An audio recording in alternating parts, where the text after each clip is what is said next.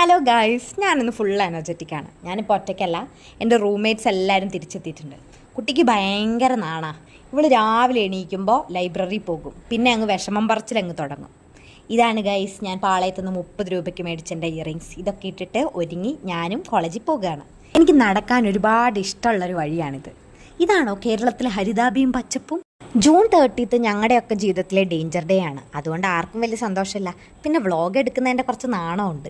First അവർ തന്നെ class ഇല്ലാത്തതുകൊണ്ട് ഞാൻ അങ്ങ് തള്ളി മറിക്കുക എല്ലാവരുടെ അടുത്തും. ഇവൾ എൻ്റെ വ്ളോഗ് എടുക്കുന്നു, ഞാൻ അവളുടെ വ്ളോഗ് എടുക്കുന്നു. പിന്നെ ദേ മഴക്കാറ് മൂടിയിരിക്കുക. പറഞ്ഞു കഴിഞ്ഞില്ല, മഴ പെയ്തപ്പോഴത്തേക്കും റോഡൊക്കെ പുഴയായി മാറി.